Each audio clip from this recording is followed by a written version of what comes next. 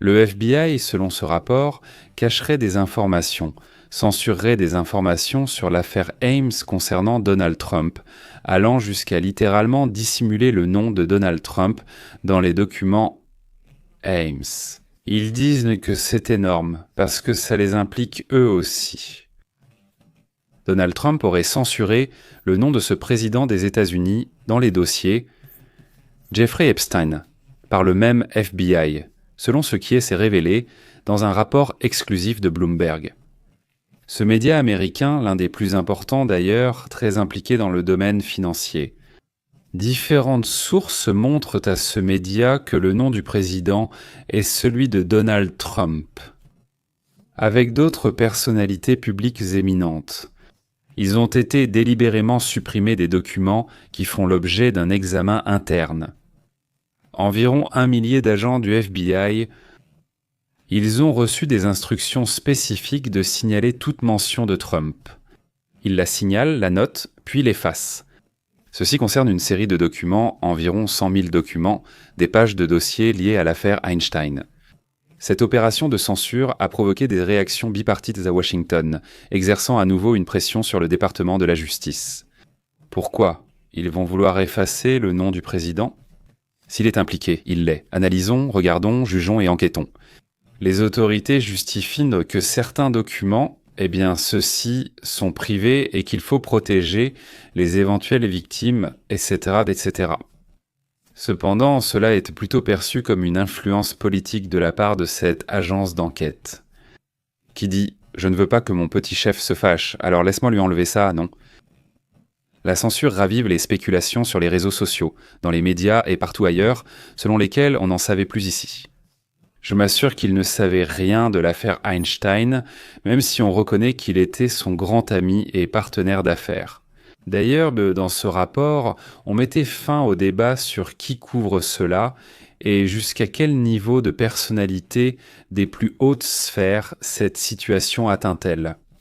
Ce cas attire beaucoup l'attention car on utilise toutes les ruses possibles pour éliminer les informations importantes.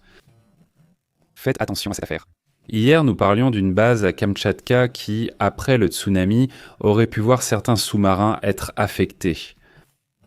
Les séismes dans la région continuent et l'analyse ainsi que l'enquête sur les effets possibles pour la zone se poursuivent également. Il est maintenant confirmé qu'une base nucléaire aurait été affectée. Le tsunami aurait frappé la péninsule russe du Kamtchatka après le puissant séisme de magnitude 8. 8. Terrible le signe. Ils vont sûrement en parler dans cette enquête. À partir d'images satellites, le Mbra Space montre des dégâts évidents, très évidents, sur la base nucléaire russe, selon ce qui est rapporté dans cette péninsule, là où se trouve la base.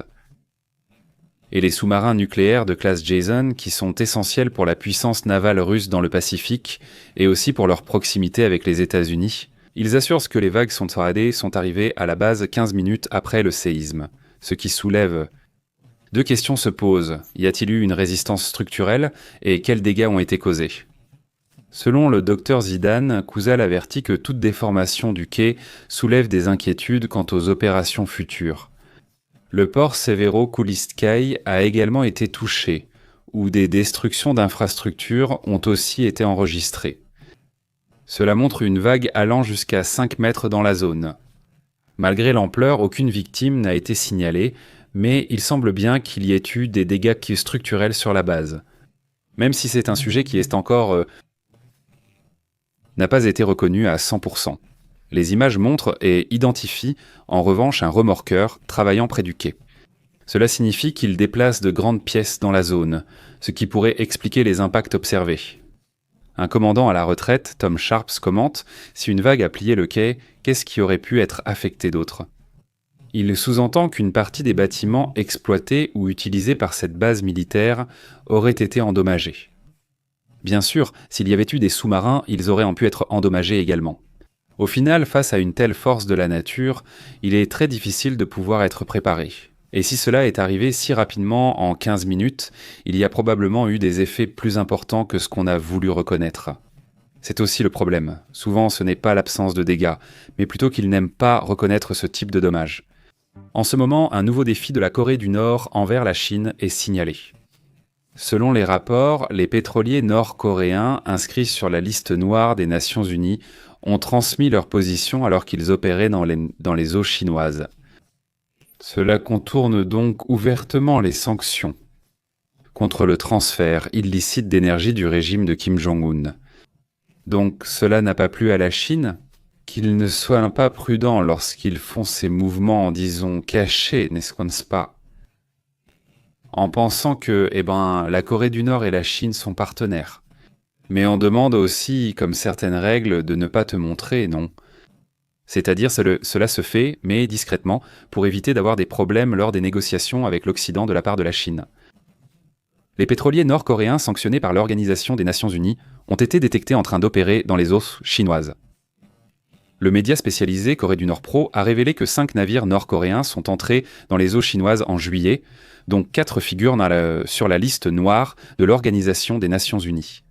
Les navires étaient suivis grâce au célèbre signal système d'identification automatique, qui est ce qu'ils ont capté, c'est pourquoi c'est. Marine Traffic et Global Fishing Watch ont montré les itinéraires de ces objets, ou plutôt de ces navires et bateaux, montrant qu'il y avait un rapprochement vers les zones pétrolifères pour acheter du pétrole et l'emporter. Selon les données, la même Organisation des Nations Unies autorise des importations limitées de pétrole pour la Corée du Nord. Les livraisons dépassent déjà plus du double de la limite établie. Selon Neil Watts, expert de l'Organisation des Nations Unies, il a affirmé que la Chine suit la Russie dans le rejet des sanctions contre la Corée du Nord. Autrement dit, il contourne les sanctions, c'est très facile, ce sont des potes, des amis, et donc il contourne les sanctions. C'est un sujet dont nous verrons s'il a des répercussions. Il y a un sujet qui attire mon attention, c'est ce volcan énorme. C'est un volcan qui est apparu là-bas. Bon, c'est un volcan connu, le Gotowi, là-bas sur l'île de Flores, en Indonésie. Il a généré des éclairs électriques. Donc à 20h48 hier soir, n'est-ce pas? D'hier, cela aurait dû être hier. Il entre en éruption. Et une éruption qui génère une colonne de fumée de 10 km, nous parlons donc d'une colonne de fumée énorme, n'est-ce pas? Dans cette zone, regardez, dans cette zone, sur ce petit îlot, cela se serait produit, mais c'est ici que l'activité mondiale aurait eu lieu. D'accord? D'après ce qui est rapporté, ce n'est pas la première éruption de l'année, mais du mois d'août. Si celle-ci a donc eu lieu en août, pour eux, c'était déjà le mois d'août. Ils ont environ 15 heures d'avance, maintenant ils vont sûrement signaler, sur cette image. Ce qu'il montre, c'est que l'impulsion éruptive, pour ainsi dire, aurait généré une assez grande colonne de fumée. Ce qu'il rapporte, c'est que la friction également des matériaux aurait généré ces éclairs, des éclairs dus à la friction, dit-il. Vendredi 1er août, 8h48 heure locale. Il y a eu une colonne d'éruption de 10 km au-dessus du cratère. Eh bien, à partir du cratère vers le haut, on observe des éclairs dus à la friction des mêmes matériaux qui retombent. Alors, impressionnant, la zone du Pacifique est très active.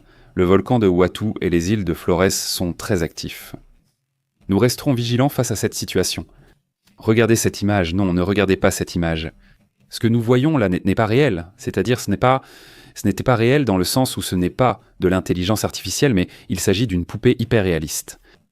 C'est que, même en regardant de près, en bas il y a le tube, là où devrait être le cou, il n'y a pas de cou. Ce n'est pas seulement une poupée, c'est une poupée hyper réaliste. En plastique, comme vous pouvez le voir, le plastique s'étire, non? La façon dont ils fabriquent les poupées à ce niveau est impressionnante, sincèrement. Pour les effets spéciaux, pour fabriquer des robots, imaginez-vous un robot, quelle folie, non? La situation est que ça attire aussi mon attention, cette capacité. Bon, passons à d'autres sujets, abordons aussi d'autres questions importantes, allons-y.